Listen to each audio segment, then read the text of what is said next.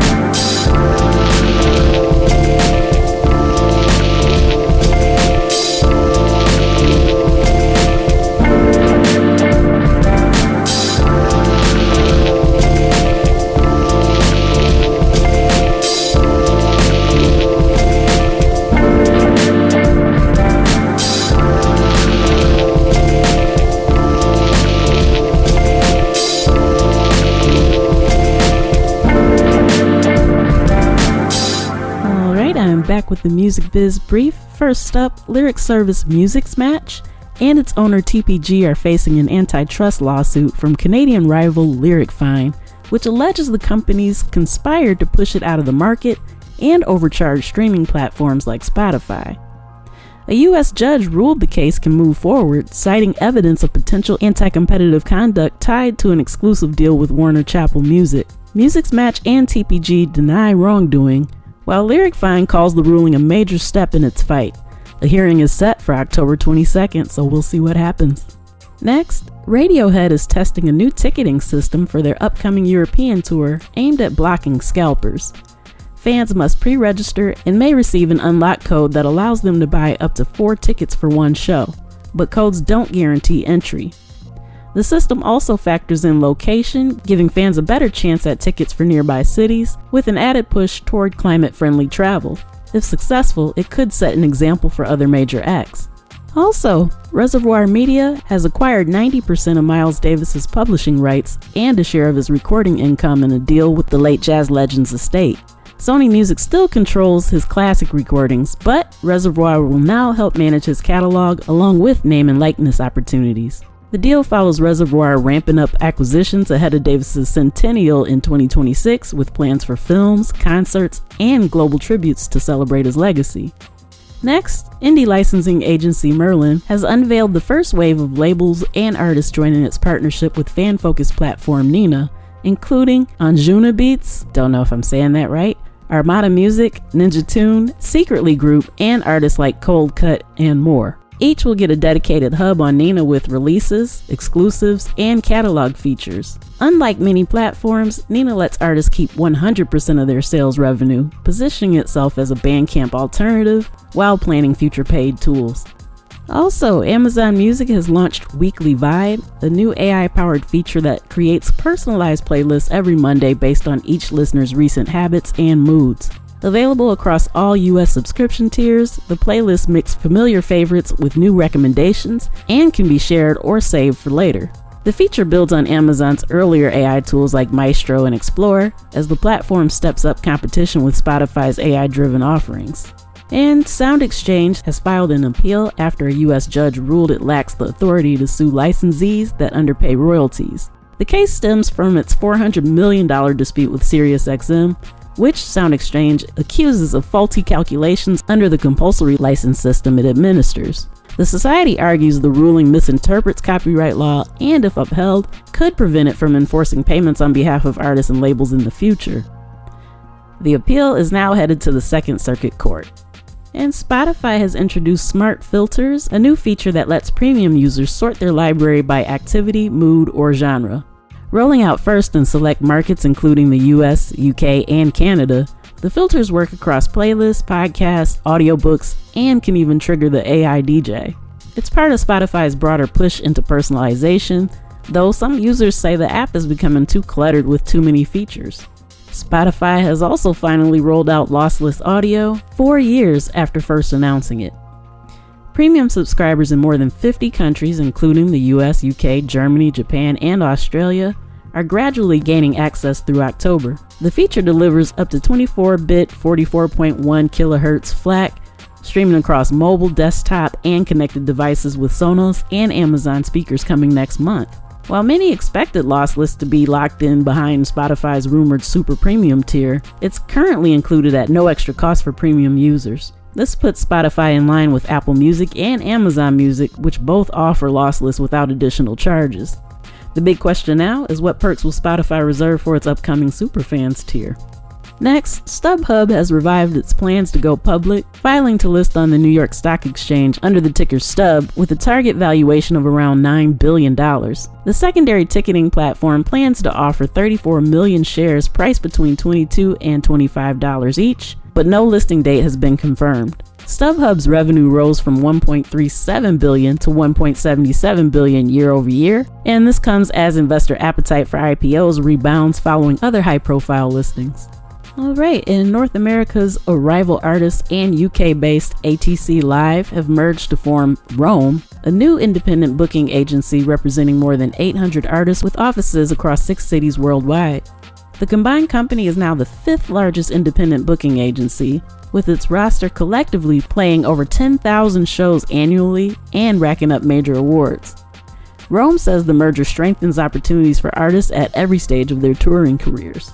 Next in news, Lisa Yang, longtime Goldman Sachs analyst behind the influential Music in the Air report, is leaving the firm after 16 years. Rumor has it she's joining Warner Music Group, though the company hasn't confirmed it yet. Her research has shaped how the business views streaming growth, with her latest forecast projecting 827 million paid subscribers by 2025 and 1.5 billion by 2035. Next, the RIAA reports that U.S. recorded music revenue in the first half of 2025 grew just 0.9% year over year to $5.59 billion, reflecting slower industry momentum.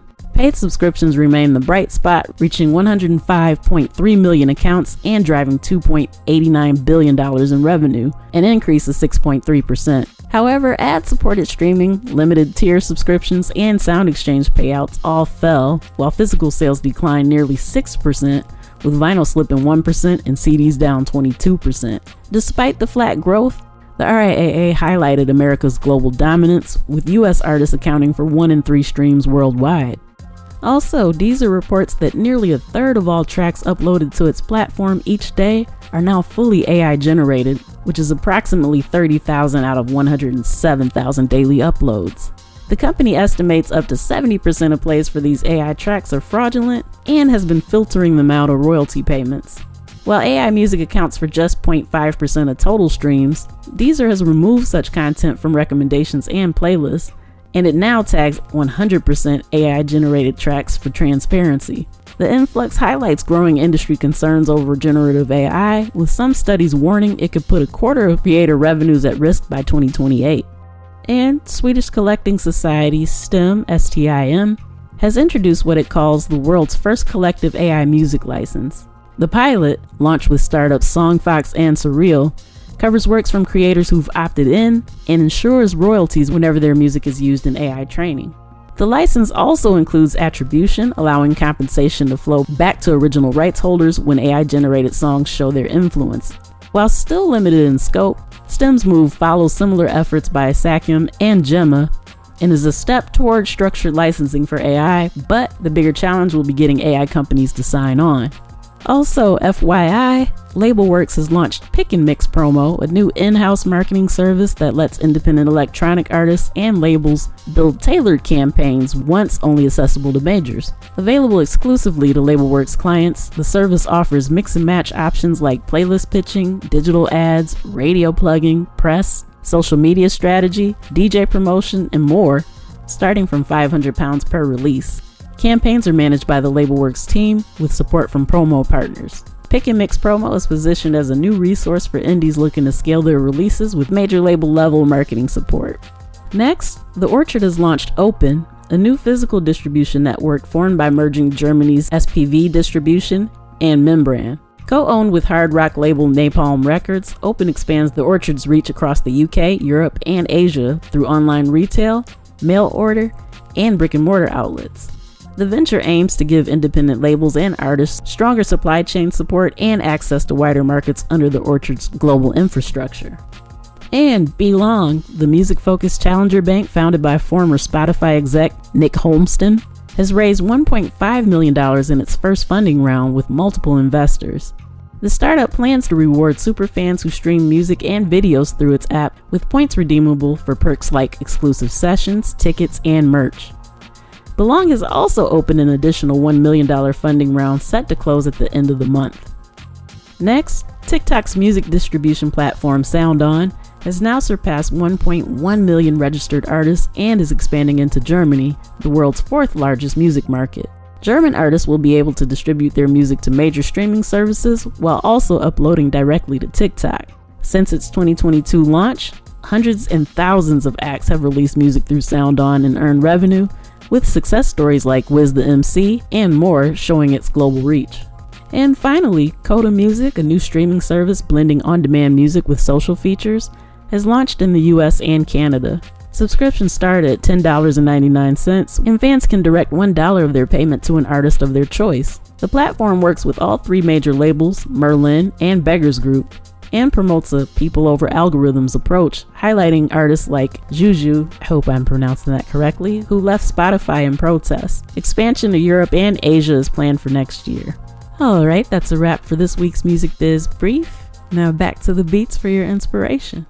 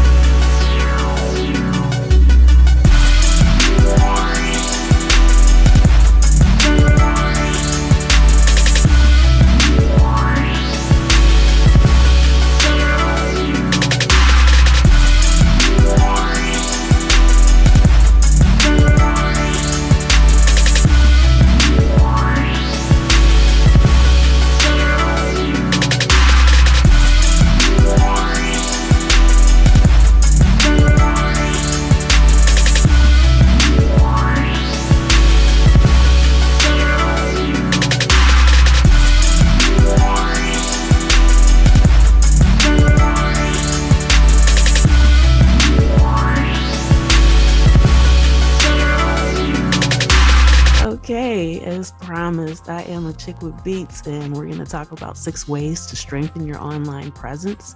It's something that's really important that some artists kind of overlook, or maybe they know that it's important, but aren't really sure how to do it, on top of actually being a creative and juggling, all these other things that you might have going on. But these are some tips that should help you be able to manage that. You should see some improvement if you actually apply these. And so kind of some free game for the day. So first off, make sure that you join popular social media platforms, because mainly you have to be where your people are. So presence on the platforms make it easier for you to find. So, regardless of how much you like some of these major ones, just at least be there. So that way when people are searching for you, they can find you. Even if it's outside of that particular platform, when they Google you, they'll be able to find you there and that sort of thing. So that kind of helps improve your search engine optimization rankings to where when people search for you, they can find you a lot easier. The next is to keep your screen name consistent. So I know sometimes this can be challenging to do because, maybe you run into somebody already has something like that, but try to keep it as consistent as you possibly can. Even if it's something simple like adding an underscore to your username or whatever the case may be, but it makes it really, really hard for fans to find you if you go by one name on Facebook, another name on Twitter, and something totally different on Instagram.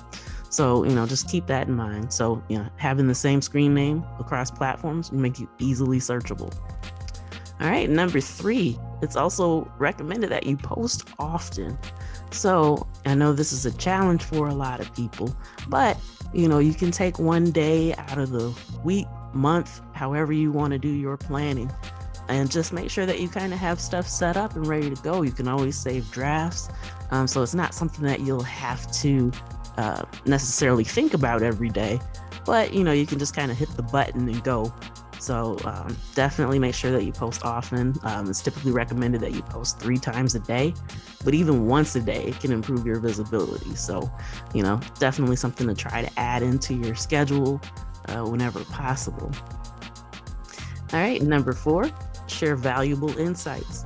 So if you share things, experiences, perspectives, and things that will be relevant to people with your common interests, that kind of draws them to you. So it's not that you have to be somebody else, which is what, you kind of see happen sometime, or that's what people say happens on social media, but you can be yourself and find your people that way. So the more you share your experiences and your perspectives, also make sure that you're using relevant hashtags whenever available.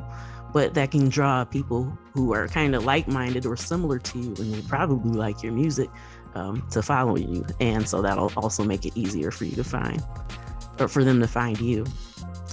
All right, number 5, blog.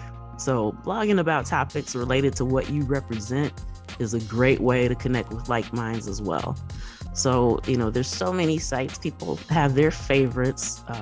So yeah, whichever one you choose, all you have to do is just share some stuff that share some experiences, some knowledge that you're willing to share. And when people are searching for those topics, they'll be able to find you that way as well, which will strengthen your presence online. All right, and finally, number 6, put your music on various platforms.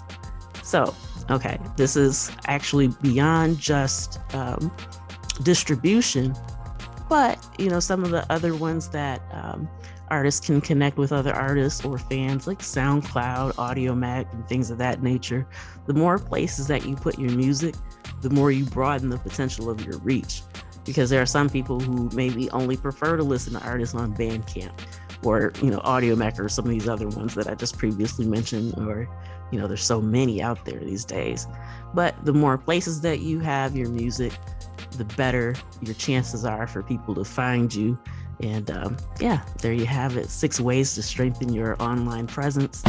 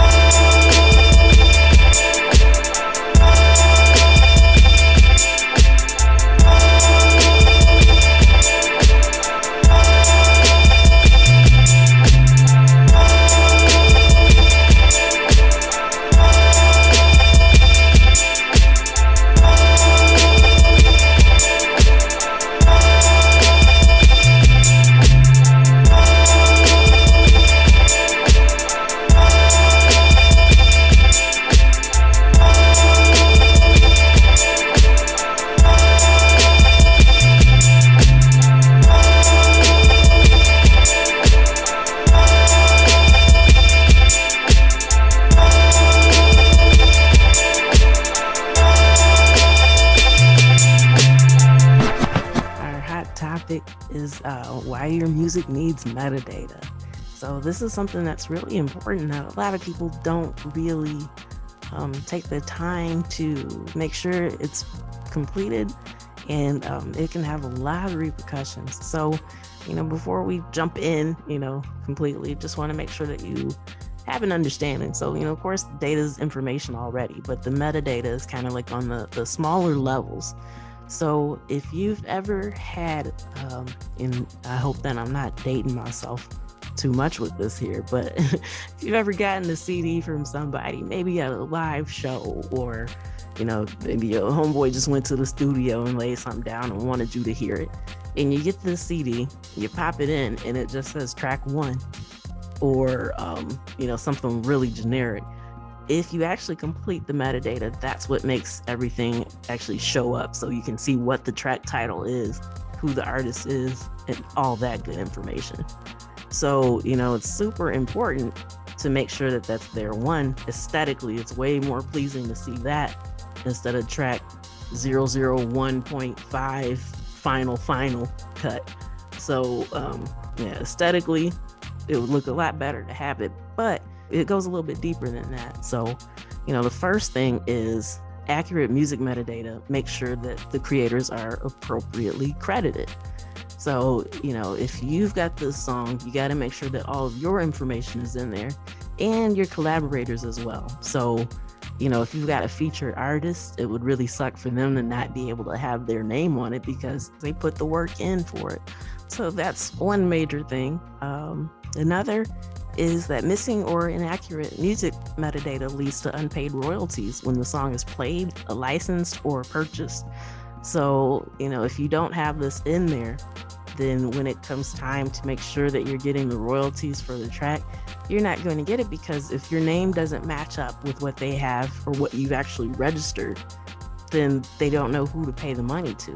And so what happens is that money kind of sits in a little pool that they have for an extended period of time. And then if it's not claimed, it goes in to pay their fees and other things that they have. So you want to make sure that you get the money that you're owed. You want to make sure that your collaborators are getting the money that they're owed. So, if you're missing anything in those fields, then, it's a huge problem, and not everybody's going to get what they deserve. Music streaming platforms, they utilize metadata to make your music discoverable to potential fans. So if you don't have the genre filled out, then they don't know where to put you. So if there's nothing there, you can't possibly get playlisted for, anybody that's like, hey, play me early 2000s hip hop, play me 2020s hip hop. If your information isn't there and they don't know how to categorize that track, you're going to be missing out. So, there's 3 main things right there. Actually 4 if you want to count the aesthetic thing, which I definitely do. So, you got to make sure that it's actually there. So whoever is entering the information for your digital distribution, don't leave anything blank. So if that's you, make sure that you've got everything there. If you've hired someone else to do it, make sure that they know that everything needs to be completed. Also, if it's something that you're doing, like maybe you're handing out CDs that you got pressed out or whatever the case may be, you can add it directly to your songs using your computer's music software or other software like Digital Audio Workspace, Kid 3, Audacity. So there's ways to do it depending on how you distribute it, but just don't leave it blank. It's incredibly important. Like I say, make sure that your collaborators get the credit that they deserve. Make sure that you're maximizing everything that you can be getting. So you don't want to miss out on those playlists and things like that. Make sure that you get included in the algorithms that you want to be in. So just make sure that your music has metadata.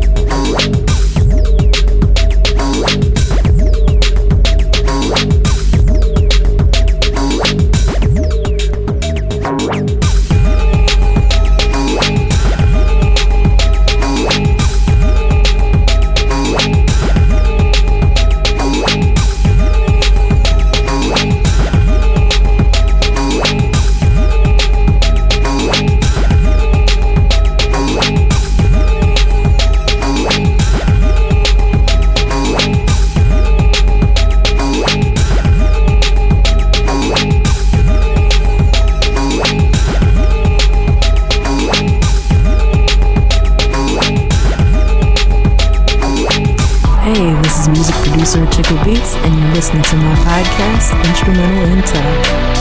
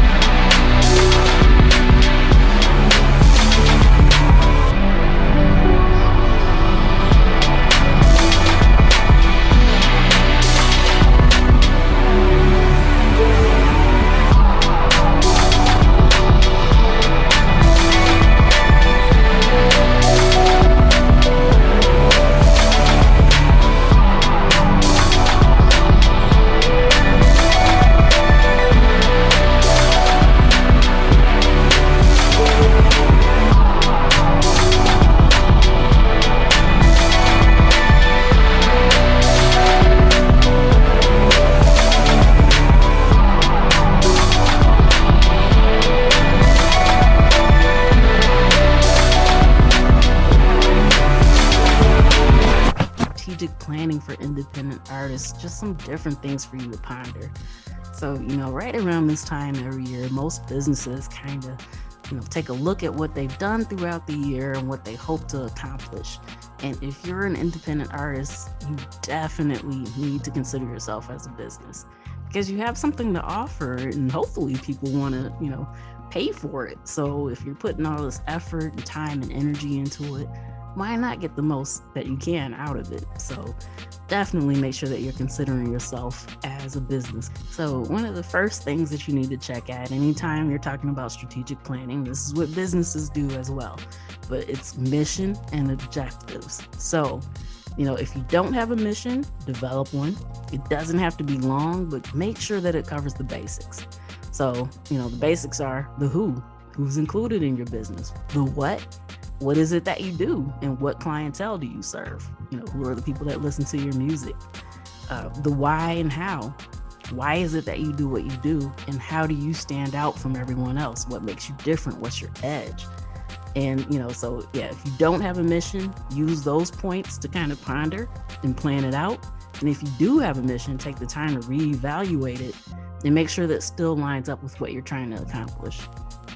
The next thing that a lot of businesses kind of look at is what they call situational analysis and environmental scanning. All right, now if we break that down, basically you're taking a look at what's happening around you. Pay attention to what other artists and music professionals are doing. Social networking has made this so much easier to accomplish. So as an artist, the one major thing that you need to keep in mind during this process is that everyone isn't your competition. Just because there's other rappers, producers, singers, whatever it is that you do, doesn't mean that everybody doing that is your competition. There's so many specific niches that people, or niche depending on, if you want to use the French pronunciation or whatever, but it's still possible to learn from other people in the industry. So pay attention to what you see works for those individuals as well as what doesn't work for those individuals. All right, so if there's something that you're seeing, you're like, man, this was awesome. Or if there's something that you're seeing that like, that was really, really off-putting, take note of that. And so, it's important to look at it from the standpoint of a fan. So not necessarily as an artist, but if you're a fan of that person or you appreciate what it is that they do, if you look at it from that standpoint, you'll be able to see what's working and utilize what grabs your attention and what didn't, and know how to apply it to your situation.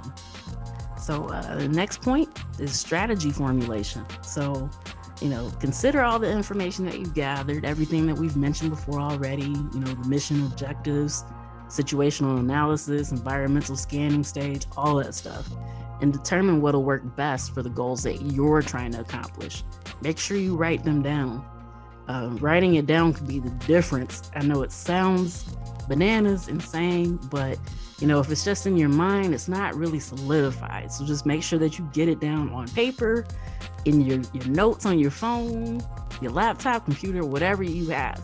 Make sure that you write it down to kind of help you pinpoint exactly what it is that you're trying to do. The next step is to research the financial resources that you'll need to bring everything into fruition. So, if that graphic designer you want to work with charges $150 for that logo or t-shirt design, plan for that. Write that down and determine what you need to do to make it happen.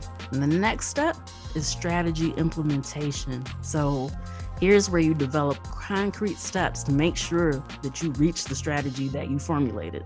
So, for instance, if this is the year you want to launch your website, who are you going to contact? When will you contact them to actually set things in motion? If you're going to start selling merch, who will you contact for design and when? Who are you going to be selling through? So at this point, once again, write it down. But yeah, actually the individual steps that you need to take to make sure that it happens. And right after that, evaluation and control. So this is kind of the final point there for strategic planning. So this aspect is really important to measure how things are going. So, while you're doing this, it's good to set measurable goals so that way your progress is actually visible to you. It helps you, keep you going through tough times and helps you celebrate during the good. So if you decided to increase your followers or fans by 20%, you can see if your strategy is helping you by doing the math. Make sure that you're checking out the metrics that are available on these social media platforms or the music platforms. They often let you know how many more listeners you have via Spotify, Apple Music, Amazon, whatever it is. So yeah, make sure that you're using your metrics to see how close you are to achieving your goals. It's one of the things that will definitely help you. It's a marathon. So, just because something doesn't necessarily go the way that you planned it to or expected it to, doesn't mean that it can't work. Sometimes you just kind of need to adjust how you get there. So, once again, just kind of recap for strategic planning. Number 1, make sure you check your mission and objectives. Number 2, situational analysis and environmental scanning. Number 3, strategy formulation. Number 4, strategy implementation. And finally, number 5, evaluation and control. So yeah, if you need specific help getting your strategy in place, you can always reach out. I am available for consulting, but most of the stuff is available if you're willing to kind of dig down, do the research on your own via the internet. But like I said, if you need personalized help, you can always contact me via my website at Achickwitbeatz.com.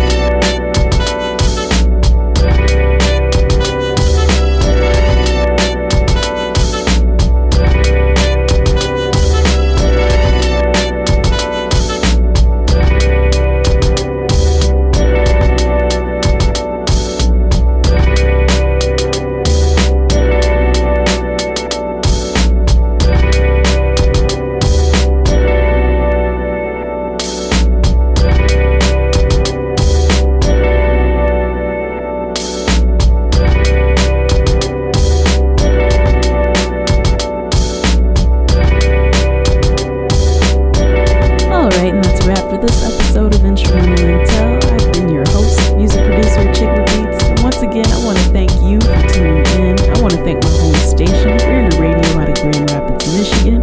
If you've enjoyed